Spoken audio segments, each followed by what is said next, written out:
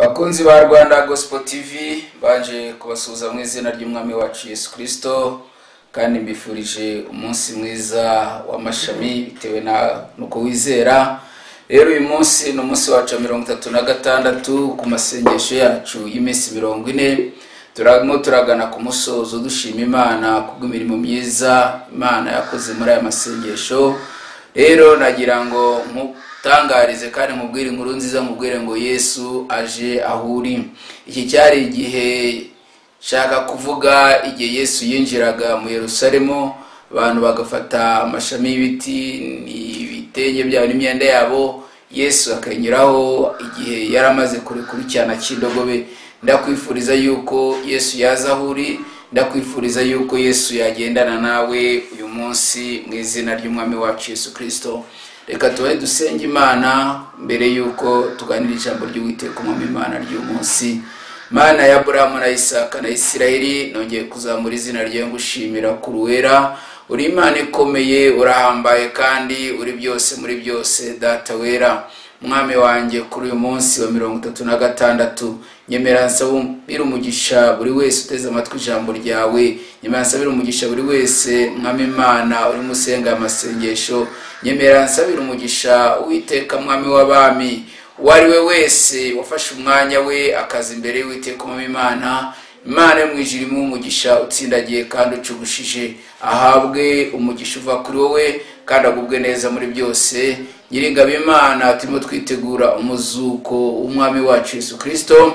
Ndasabye kugira ngo ari we wese mwami Imana azukire muri wowe kandi abone ukuboko kwawe kwiza gukomeye mu izina rya Yesu, amen.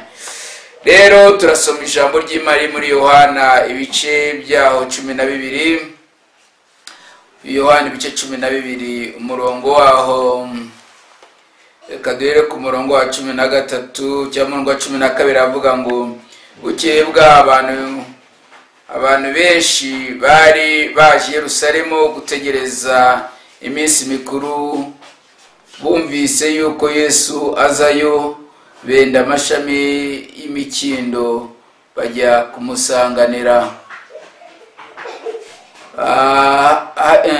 kumusanganira. Batera hejuru bati Hoziyana, hahirwa uje mu izina ry'Uwiteka, niwe mwami w'Abisirayeli. 11 ngo Yesu abonye icyana cy'indogobe akicaraho, nk'uko byanditswe ngo witinya mukobwa w'Isiyoni, dore umwami wawe araje ahetswe n'icyana cy'indogobe. Ibyo abigishwa be ntibabimenye bwa mbere, ariko rero Yesu amaze guhabwa ubwiza bwe nibwo bibutse ibyo ko byanditswe kuri we kandi ko ariko bamugenjeje. Haleluya.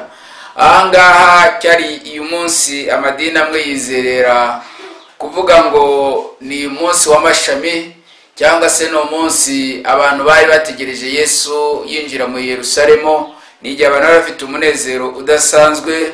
Mu yandi magambo, ari amashami y'ibiti avuga icyubahiro bari barimo guha Yesu.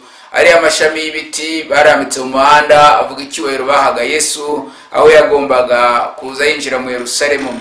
Uyu munsi ntabwo mvuga Yesu uza kwinjira mu Yerusalemu, ahubwo ndavuga Yesu uza kwinjira muri wowe. Ndavuga Yesu ugomba kwishimira, kandi ndavuga Yesu ugomba gukora imirimo n'ibitangaza. Mwami Nyiringabo, nzi neza yuko afite uruhare runini ku buzima bwawe. Iyo umwemereye aramanuka akaza agakora imirimo n'ibitangaza. Iyo yaje aho uri ntabwo uguma uko wari uri, ahubwo iyo yaje aho uri hari ibyo agomba guhindura. Iyo yaje aho uri hari ibyo agomba gukuraho n'ibyo agomba gusenya. Iyo yaje aho uri hari amateka mashya agomba gusiga aho ngaho.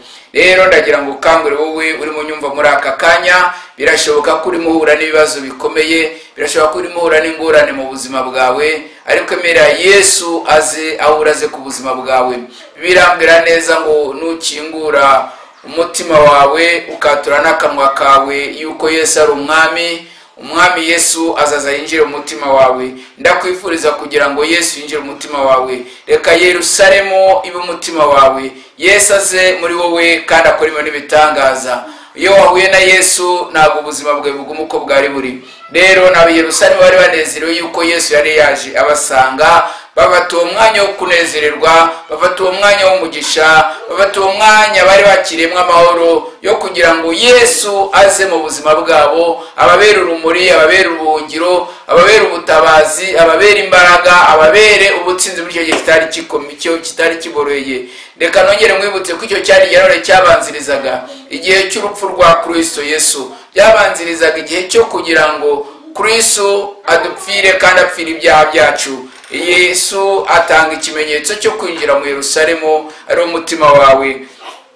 Rero Bibiri tubwira ngo yinjira mu Yerusalemu ahetswe n'icyana cy'indogobe. Wibuke ko icyo cyana ari cy'indogobe kitari cyarigeze kigira umuntu n'umwe giheka, ariko icyo gihe Yesu atuma abagabo, ikomeje kujya mu byanditswe muri Matayo avuga ngo Yesu atuma abagabo babiri ngo bagende mu kirorero bamuzanire icyana cy'indogobe kitigeze gihekwa umuntu, ngo kandi barahasanga abagabo babiri. Abagabo barabaza ngo icyo cyana kirimo murakijyana he? Mubwire ngo databuja ni ugishaka. Nanjye ndavugana n'umuntu uyu munsi wa none, sinzi ahantu uherereye, ariko ajya mubwire mu masengesho yanjye uyu munsi, ndagusengera kugira ngo nawe Kristo yinjire mu buzima bwawe, nawe Kristo yinjire muri wowe, nawe Kristo yinjire mu mutima wawe. Numara kumukingurira, arazi ibyawe bitunganye, arazi ibyawe bihindure, arazi ibyawe abikoreho uyu munsi wa none, aho umwana w'umuntu adafite icyo yakora, ariko Kristo hari icyo yakora. Rero nshuti yanyu, neza amatwi muri aka kanya, nagiye mubwire ngo umwami Yesu arashaka kuza aho uri, kandi aze mu bibazo byawe, aze mu rugo rwawe, aze mu bana bawe, aze mu kazi kawe, aze mu baturanyi bawe, aze mu byo ugerageza gukora byose, kugira ngo yeshe icyubahiro, kuko Yesu akeneye icyubahiro kivuye muri mwebwe, mu izina ry'umwami wacu Yesu Kristo.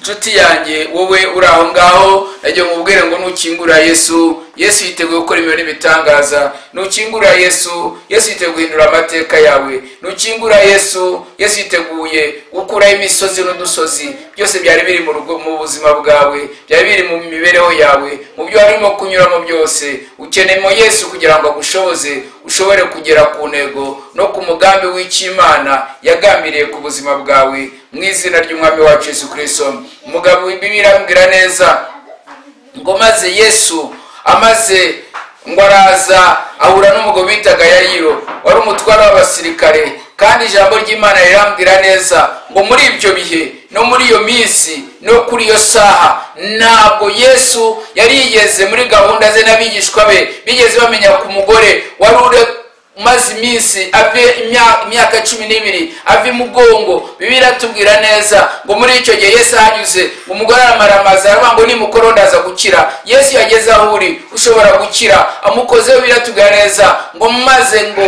Yesu aravuga ngo ese niki, ese ninde, ese unkozeho ninde? Bibiri atubwira neza ngo maze umugore arangije icyaje gukorwa muri ako kanya, ngo amaze kumukoraho muva amaraso urazima cyangwa urakama. Nagiye mubwire we nshuti yanjye, urimo kunyumva uyu munsi wa none, sinzi umuvo w'amaraso ufite, sinzi ikibazo ufite, ariko emerera Yesu. Numwemerera arahindura ubuzima bwawe n'amateka yawe. Kingura umutima wawe uyu munsi umwakire, kingura umutima wawe uyu munsi ube mu ngeso mbi, musube mu businzi, musube mu busambanyi. Uyu munsi Yesu aje aho uri, uyu munsi Yesu araje kugira ngo ingeso zawe mbi uzicikeho, ahubwo umwakire abo umwami n'umukiza w'ubugingo bwawe, kandi iteye kubikora kandi akabikora neza, mu izina rya Yesu. Wowe urimo kunyumva, reka mubwire nshuti yanjye, birashoboka ko urwaye, yagusanze aho urwariye araza akagukiza. Yesu yagusanze mu bibazo araza akaguhumuriza. Yesu yagusanze mu ntambara arazi kurwanirira. Yesu yagusanze aho ufitiye ubwoba aravuga ngo humura, ngo ndi kumwe nawe, nzabana nawe. Rero fata umwanzuro nawe uyu munsi wa none, wemere Yesu umwami n'umukiza ubugingo bwawe, urabona amahoro avuye muri wowe, nkuko Yerusalemu ngo yaraje kwihesha amahoro, kandi nawe umunsi arazwa guhesha amahoro, mu izina rya Yesu. Amen. ndagushimiye mwami mwiza, gushimiye kuneza amatwi muri aka kanya, witeguye kukwakira no kumenya yuko uri umwami n'umukiza w'ubugingo bwe. Kandi uyu munsi wa none uhindura amateka, uhindura ubuzima bwe, abona ibitotsi utabibonaga, utafite amahoro abona amahoro, utafite ibyiringiro abona ibyiringiro, kandi wari kure yawe yongera gusange, n'uwari mu ngeso mbi azivemo, aguhindukirire, amenye ko Uwiteka ari we mwami, mu izina rya Yesu, amen. Ushobora kumpamagara kuri iyi nimero yanjye 0788430085. Amen. Mwari kumwe na Pastor John Karimbanyi, turabakunda cyane. Amen.